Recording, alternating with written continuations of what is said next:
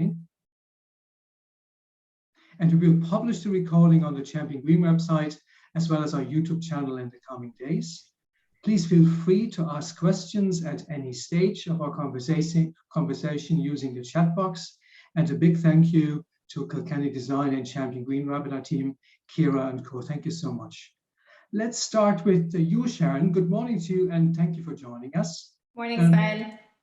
Think, Plan, Do is an interesting company name. You are retail marketing consultants, thinking, planning, doing for your customers. Is that what you do? That is exactly what I do. I'm looking at insights, shopper behavior, and I'm helping clients improve that behavior and work shoppers towards a positive customer experience. I think I saw a quote from you where you said that understanding the Christmas shopper's mindset is crucial. Can you expand on that a bit more? Yeah, look, the retailer's ultimate aim at Christmas is to provide really effective solutions for both consumers and shoppers. And I specifically use both of them because the consumer is the user, but the shopper is the chooser. And at Christmas time, more so than any time of the year, shoppers tend to be buying more for others than they are for themselves. So it's really important not just to think about what products and solutions we have for consumers out there, but what we need to do to actually really target the shopper. It's a stressful time for shoppers. They'll generally have a list. It might be a mental list or written down of people and of occasions that they're buying for. And shoppers are really keen to sort of tick things off these lists. You know, when you look at their mindset, they're browsing, searching, looking for inspiration. And it's really important that we provide solutions for shoppers and help those shoppers more easily navigate their purchase journey. Now, I always start that by saying, think about who people are shopping for. Get into the mindset of who am I shopping for? So presents or gifts for, you know, mum, dad, siblings, the teacher, neighbor across the road, maybe the work colleague.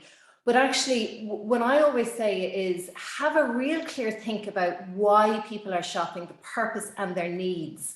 And I talk about this thing called the 3S needs for the festive season.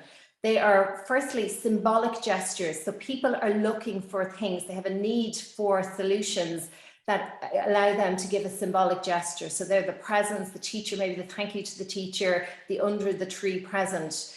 Then they're also looking from the perspective, and they have a mindset around sociability. So I have a need for heightened sociability at Christmas. So I'm looking for food solutions, drink solutions, entertainment items. And the third need, 3S need at this festive time is what I call the festive spruce up. So it's show or status. And this is, you know, when we all run out to buy a new couch for Christmas or the new kettle or to buy stuff to go on the Christmas table, or maybe even it's a, you know, new clothes for the kids. It's all about improvements, that spruce up and, you know, show and status. And as retailers, the key is to try and unlock solutions and create solutions and provide solutions that address those shoppers' needs in these three key areas. So symbolic gestures, sociability and show or status for that festive spruce up. And that's a really, really good starting point when you get into the mindset of the shopper to really be clear on what those needs are. And with this Christmas mindset, can you tell us a bit more from your perspective, what is important to shoppers as opposed to consumers at this time, Sharon? Absolutely. Well, sort of, if you even think from your own perspective, you know, there's key things like often shopping to a budget or a threshold figure. So, you know, if I think even myself, I don't necessarily go out to buy my sister or my siblings a scarf and hat set. What I'm thinking of is I have a threshold figure. I'm looking for a gift maybe for €30 or a gift for €50. And then I'm looking for solutions that fit into those budgets or those threshold figures. So that's a really key one for lots of shoppers at this time period. The other thing is people are very conscious of how product is packaged as gifts. So, you know, it's not that I just want to hand over a bottle of wine or, you know, hand somebody a candle. I want it to be packaged in a way that's going to look more presentable at this time. So that's a very key thing. When you look at everything that's gone on with COVID and announcements, you know, that we've seen in the media over the last number of weeks, and a lot of hype around availability, people are going to be really concerned about, will it be delivered on time? Am I going to be able to get, whether I'm buying it for myself to give to somebody or whether I'm buying in order to have it delivered to somebody else?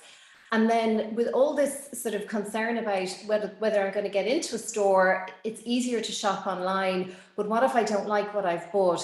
Really, really key to think about the returns policies, because people will be thinking, you know, is it going to be easy if I've made the mistake, if I haven't physically, tangibly picked up a product, I've bought it online, can I actually return it? And is that return process going to be easy or to be difficult?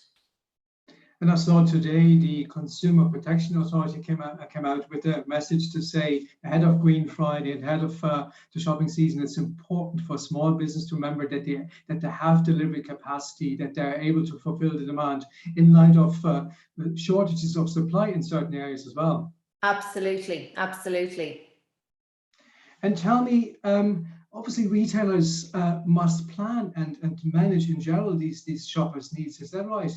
Yeah, I always say that the most effective way to engage and to deliver solutions for shoppers in a way that feels engaging and a better experience for them is to start very much by thinking about how you can remove shopper barriers, as many shopper barriers as possible. So if I go back to some of my earlier examples, if I'm a shopper and I'm working to a budget, I may be thinking, can I afford this? I go on to somebody's website, and you know, I may very quickly go off again if I think I can't afford the items that I'm having a look at.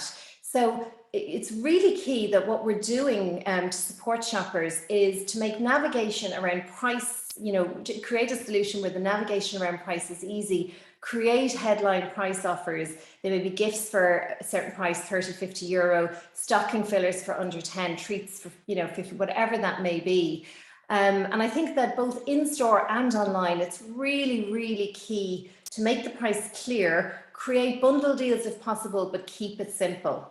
If you look at another barrier, if somebody's got a fear that I'm buying to have something delivered to, you know, to a loved one or a friend or whoever it may be, but what if it doesn't look great?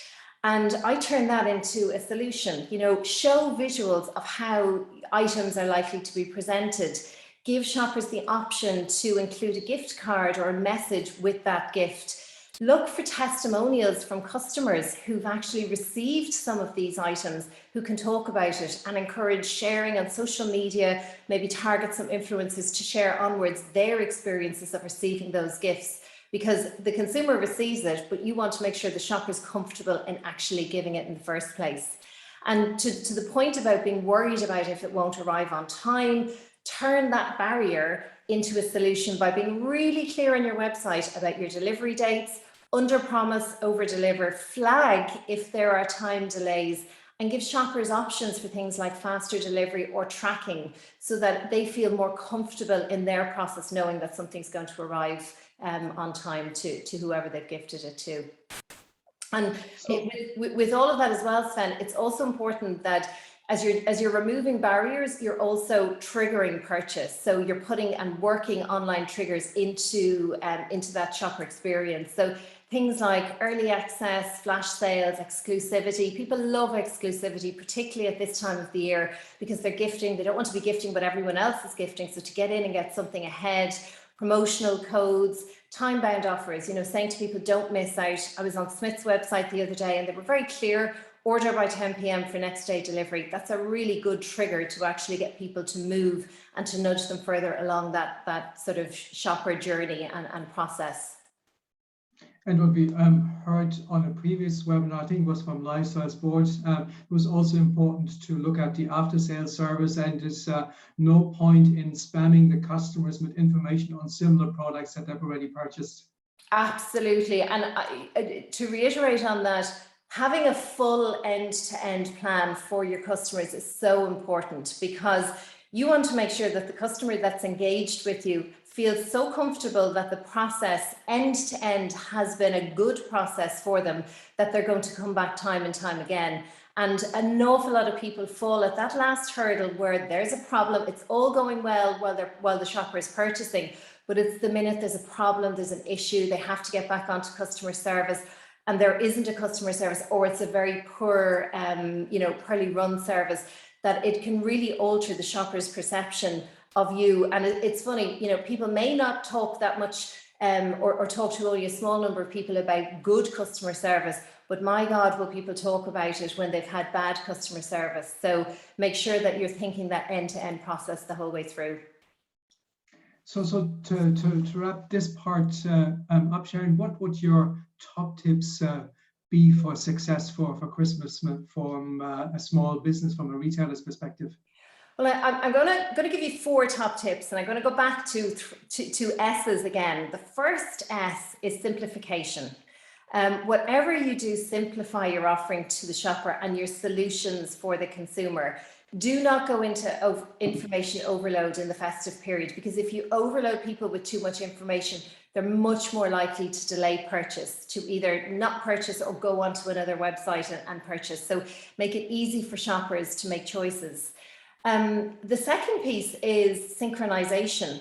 The second S there, make all your key touch points work together for you to nudge the shopper along their purchase journey. So your social media marketing, your email marketing, your website, and your bricks and mortar store should all synchronize together to give clear messaging and clear solutions. The third is standout appeal. And what I'd say to you is really think about the key things that your retail business is offering shoppers that makes you stand out from the crowd. No matter who we are as retailers, there's somebody else somewhere offering something similar.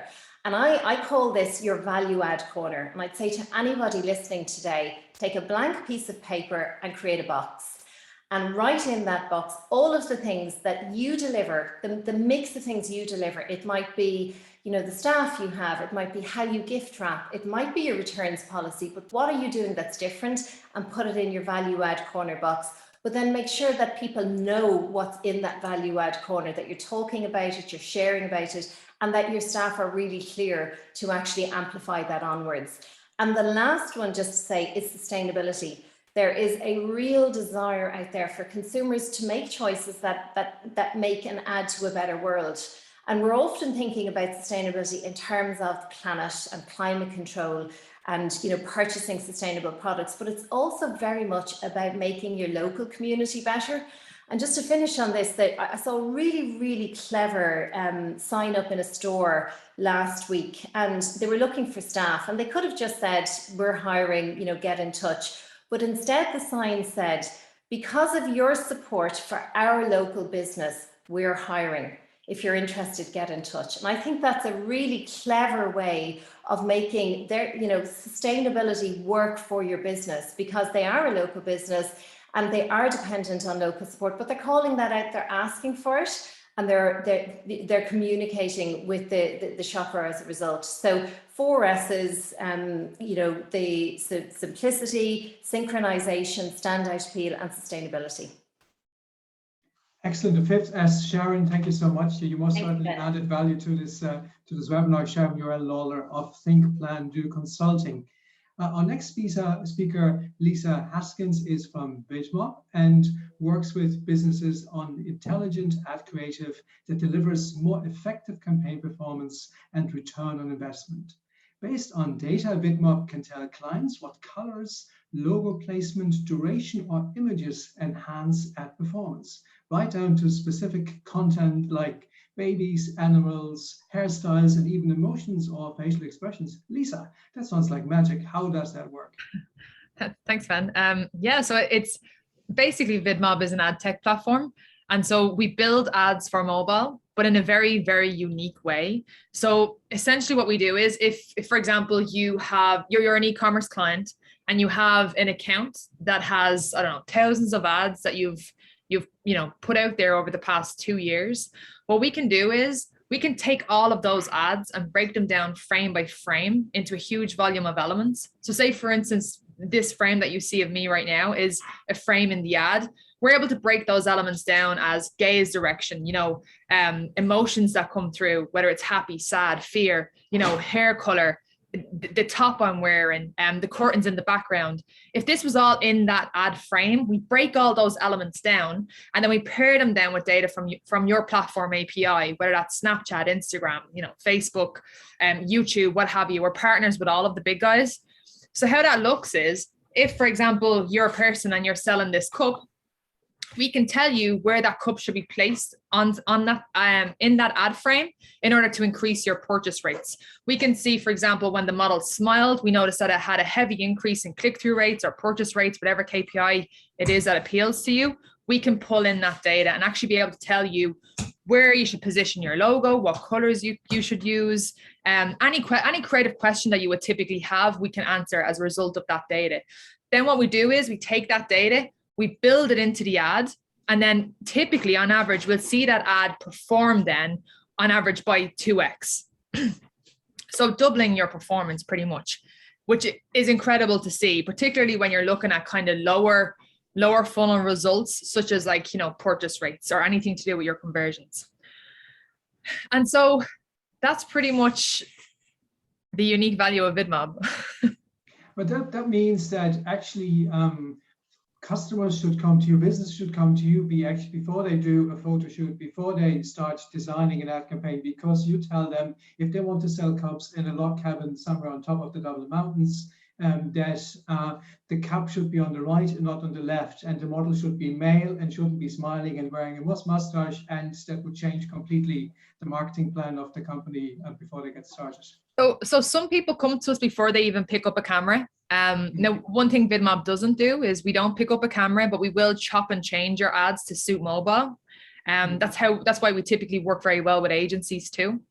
But where the beauty of VidMob's data comes in is actually if you've already made a couple of ads, because we can look back on that history and then be able to tell you what's working and what's not working. But yes, to your point, if you're building a new ad, we can go back 2 years and tell you, if you're building a new ad, here's a few things that we've seen have worked for you over the past 2 years and you should consider. It's worked very well for people who are building a new ad, but then also people who need to optimize something. Like, for example, I'm sure a lot of people on this call are like, I've already got my media out there. It's at the point now where I'm advertising for Christmas. What you can do is if you start to see that ad underperform, you can quickly tweak it. It might be a case of in your data, you can see, okay, we've started to decay in that ad over the space of the past 2 weeks. What exactly is wrong with the ad? Okay, we can see that maybe if we put the color blue in the first 3 seconds, it might help increase purchase rates. And so just making these tiny tweaks, you can start to see your purchases or your whatever conversion you have, you can start to see those increase again based on those small iterations. And that's what I would recommend to people, especially at this stage of the game. You have your ads already built. Don't just leave them out there. Keep an eye on them. If you start to see they're decaying over a certain period of time, that's a moment where you go back to the data, you see what exactly is wrong with the ad, you quickly tweak it, and then you send it back out there to that audience again.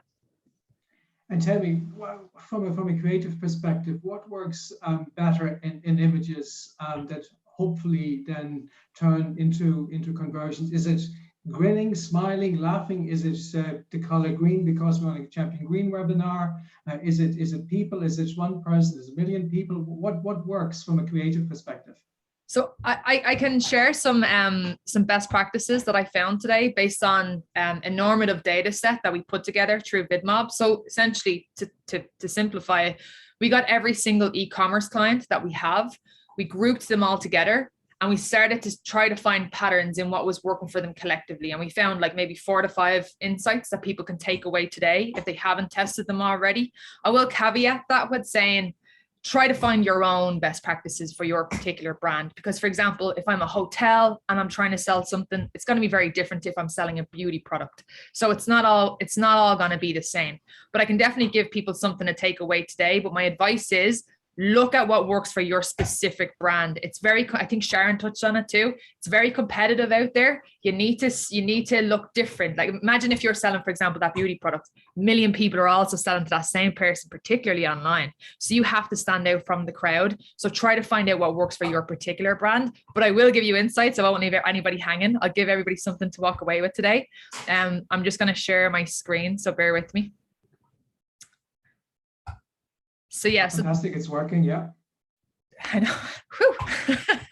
So yeah, so the data that we pulled was based on over 12,000 ads, 68 brands, and over 3 billion impressions, and over 1,000 campaigns, which is a lot of data to try to find a lot of pretty significant patterns. And what we were able to see was, sorry, let me just pull up. Yeah, so what we were able to see was one of the insights that we found, and I can share this on to everybody who attended today. That's no problem. We have a nice one pager that I can send out. One insight that we found was keep moving. So video ads drove a 30% higher online purchase rate compared to static ads. So if you're a person who has a lot of static ads, try to move to video, because we've seen things have performed better when using video rather than using static ads. And I think everything is starting to move that way. When you look at how Instagram is starting to change, they're bringing in video reels. Everybody is now more connected on stories. TikTok has definitely been a massive game changer. So everybody is starting to move to video. So I think that's something, if you can take away today, try it. It can be a 3 to 5 second video, but try to get something moving. Brilliant. And tell me, do you offer solutions for small businesses as well, or would it be better for them to do their own number crunching? We definitely offer solutions for small businesses. We have a great model which is based on impressions. So if you're a tiny company that has maybe, I don't know, 1,000 impressions, we'll still be able to cater to you, versus obviously a company who has billions of impressions. I mean, the price will change significantly depending on where you are in the market. Kind of similar to the way you'd work with Facebook if you're a small to medium business and you're just trying to get in and you're trying to advertise early in the game. What's nice is that there's a person at the end of that. So there's a person kind of similar to me who will deal with you and kind of guide you along the way to make sure that you're understanding how this data works, and you can use our product to kind of build whatever it is you need to build over time, and make sure your ads are progressing using creative data. I'll just share the next insight. So the next insight is for video, go shorter. Shorter is always sweeter. Video ads with 1 to 5 seconds in duration had a purchase rate 167% higher than the overall video average, and 700% higher than videos 16 seconds or longer. That's a great takeaway, because what you will hear from a lot of the platforms is that a best practice is to typically have a video that's 15 seconds. Now, what we're seeing here from the data is actually video ads that were 1 to 5 seconds in duration actually performed much better based on the data that we've looked at. And one thing I'll say is, when you're thinking about platform best practices, like Facebook best practices, Snapchat best practices, they're looking at everything massively holistic. They're not just narrowing down on, for example, e-commerce here. So when they're saying a 15-second ad, that's very general. What we're doing here is we're zooming in on e-commerce. We're trying to see what exactly is it that works for purchase rates, particularly, not view through. And we've seen that it's around 1 to 5 seconds. So if that's not something that you've shaped your ad up to be, and your ad is starting to underperform, maybe take a look at that. Next is lead with text. And this is, I see this all the time. When I used to actually do a lot of data, I used to actually be a data analyst for the company. And I used to always see that for purchase rate, particularly, text was king. And we're seeing it again in this normative data set. So combining video with strategically placed text on screen is an effective combination. Videos with text in the first frame saw a 3 times higher sales lift than ads that introduce text after the first 3 seconds. So don't just put your model sitting, like standing there, kind of, putting her makeup on. Have text on the screen in the first 3 seconds to explain exactly what that is. It could be a case of, this is an eyeshadow that will glitter or something like that. I'm just making that up. But having that on screen, people are drawn in by the text, and straight away you're shown the benefit of the product through text rather than just a person. That person could be me, like it could be a normal person putting on makeup. But the fact that you've put text on screen and you're telling the person something, they know it's something that you're trying to explain to them about that product. So they'll more likely kind of be more drawn in, and if they are purchasers, there'll be people who know that is a product. I'm interested in it. It looks good. I see by the text something that appeals to me, and then so on and so forth. I think that's, so still images work differently to videos. For static ads, including text in the image, increases purchase rates by 40%. So again, if you have a static ad, I think it's obvious, but try to put text in there too. The last thing, and I actually love this insight, is create a sense of urgency. So for your call to action, a lot of people will say shop now. One of the interesting things that we've seen is that during the first 3 seconds of a video, we found that the word get had an average purchase rate 53% higher than a call to action using the word shop.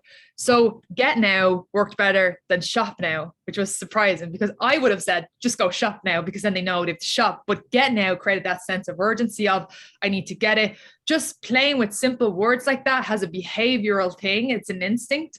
Can I get it? You know, we've also seen here using limited in ads increase purchase rate by 20% compared to, you know, using now. So limited meaning, okay, I have to get it. It's limited.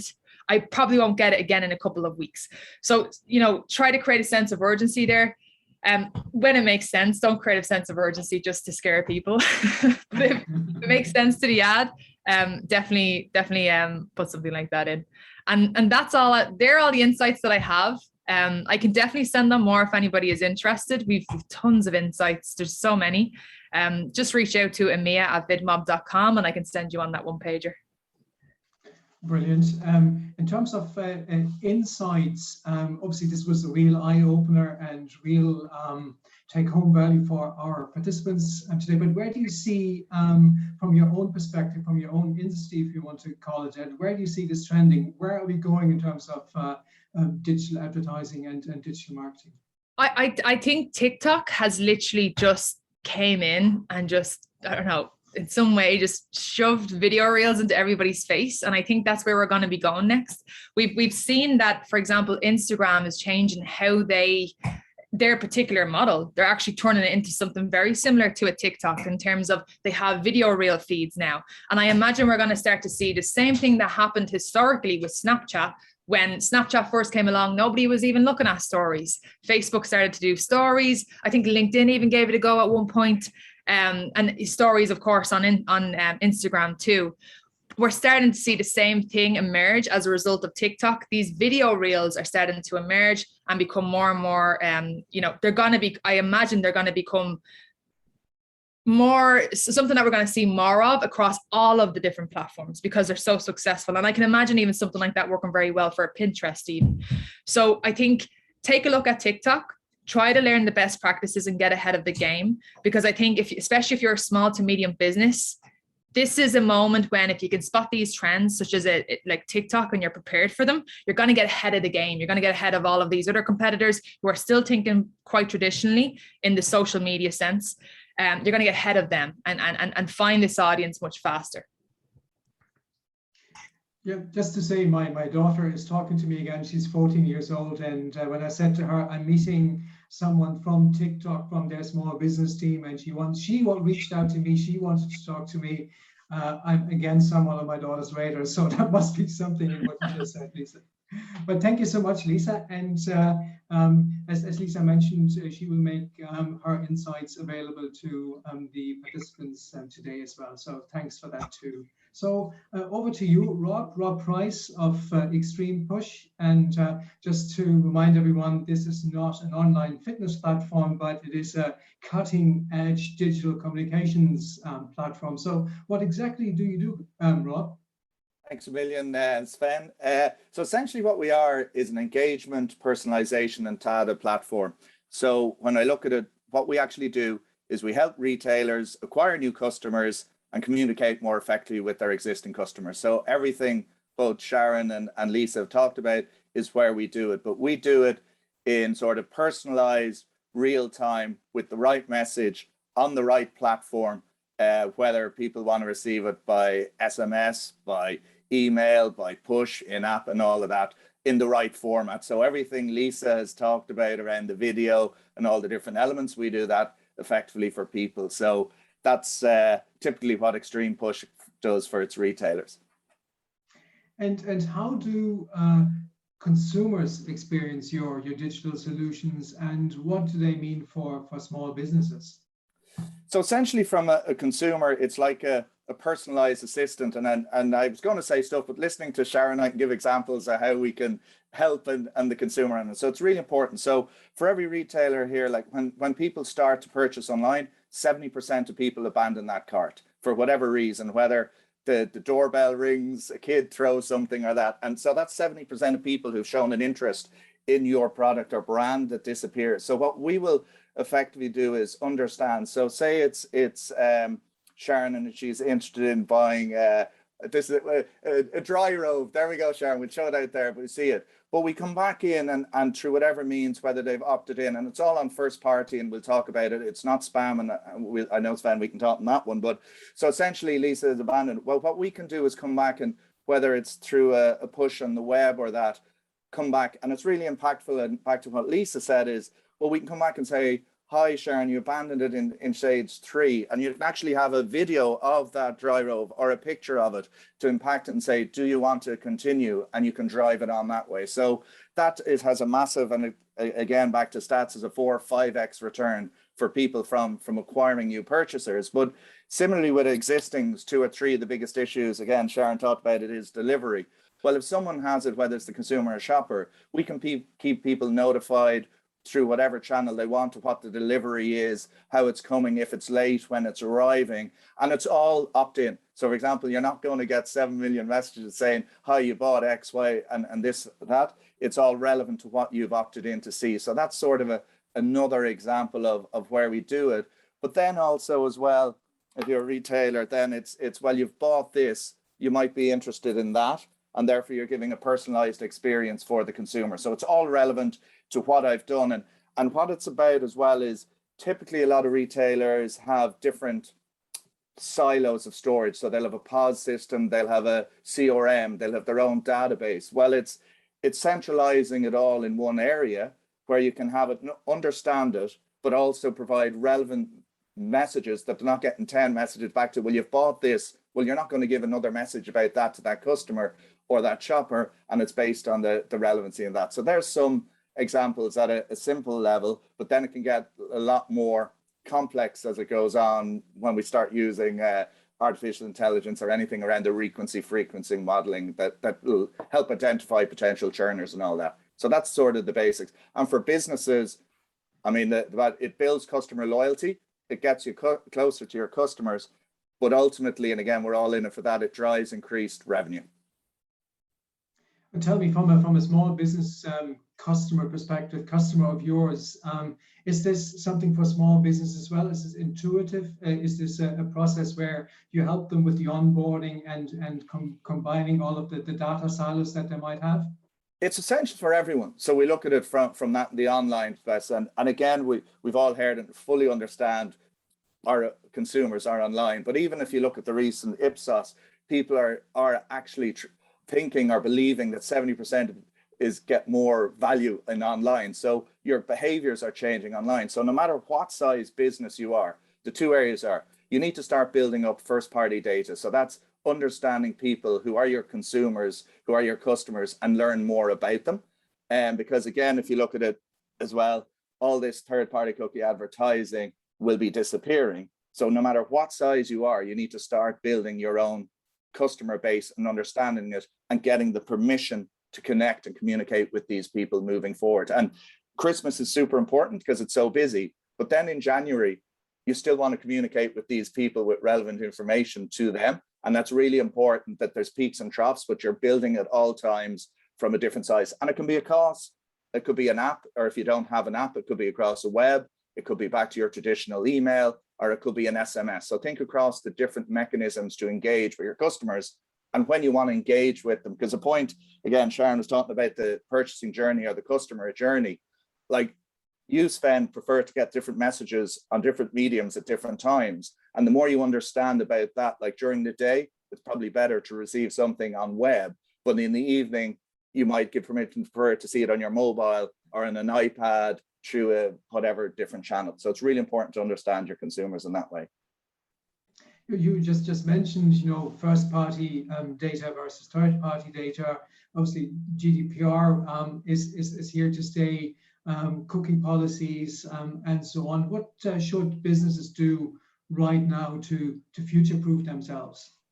Well, it's sort of back to what I said about before. Start building up your own permission-based database on your own customers where they've opted in. And that's super important, that you start getting it, the permission to communicate it with the understanding. So, I mean, the cookies were supposed to disappear in Google this year. They've extended it again. And I can't give, we're recording, I can't give my reasons or belief on that one. It might have something to do with advertising revenue, but we'll move on that one. But it's really important to get to build your own database, understand your customers in one unified area that you can then have visibility upon them and understand them better.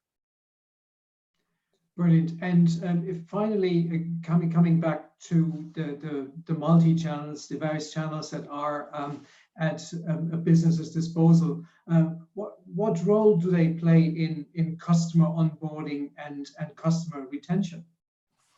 Well, I suppose you look at it, so there's two different elements. So onboarding could be a simple one if you have an app and you're trying to bring them on the journey and they haven't utilized it, so you can communicate, prompt them, you've downloaded our app, you haven't registered, you haven't put on your credit card details. So that accelerates 3-4x people are on an app.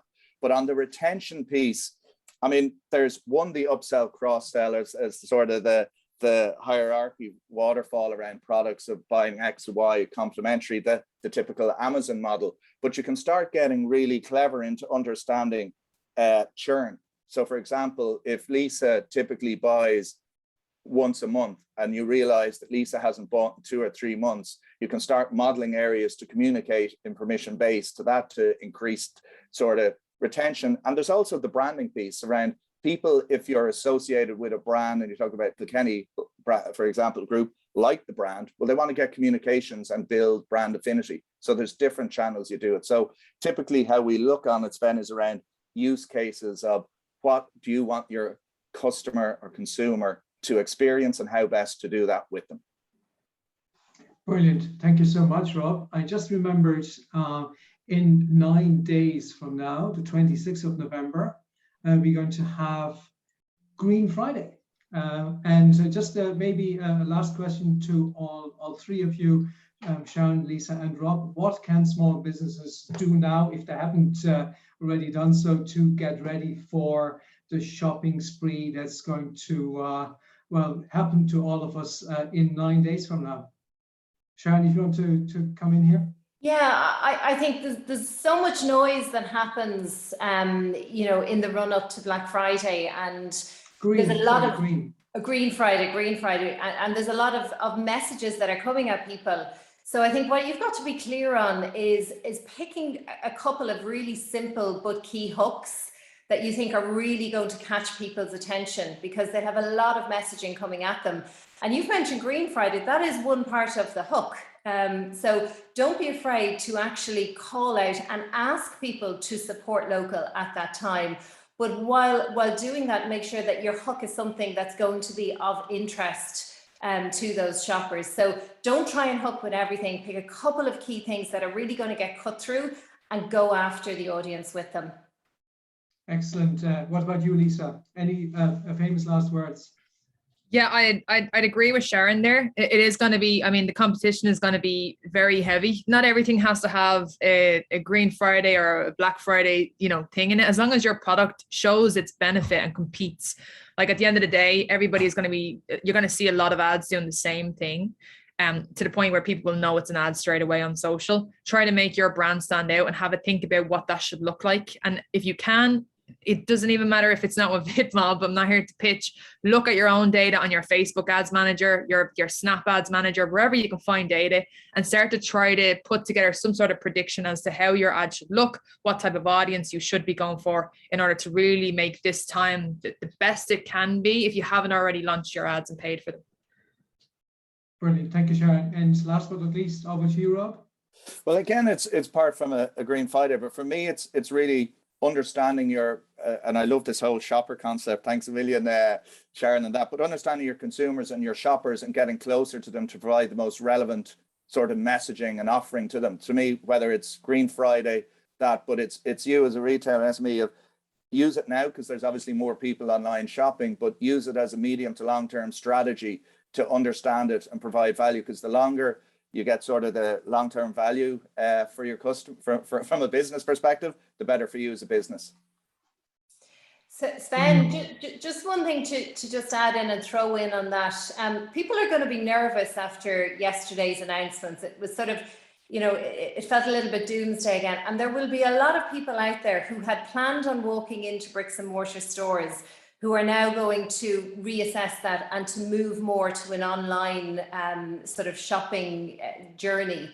And but the one issue that a lot of people have around that is people like to tangibly pick things up coming into the Christmas period. And if you can use recommendations, if you can make sure that front and foremost within your website, you're giving people that confidence that what you're selling is the right solution for them, utilize your ability to get recommendations from people and to ensure that the consumer and the shopper can navigate those recommendations to make things easier for them. Do that, because as people move more into that online space and more online touch points, the more that you can give them the confidence in the choices they're making, the more likely they are to actually convert to purchase at that time. That's really, really key. Brilliant. Thank you again, Sharon, Lisa, and Rob, for all of your contributions today. If you have missed any of our discussion or want to review it, we upload the recording onto our YouTube channel, and following Lisa's advice, we're going to break it down into 1 to 5 second little clips. Check out the new Champion Green marketing toolkits for Green Friday and Christmas, and remember that we can all strengthen our own communities by literally staying local this festive season. We'll see you again in the new year for more practical business advice and strategic planning. And in the meantime, stay in touch at championgreen.ie. Thank you so much, everyone. Take care. Thank you, Sven. Thanks, guys.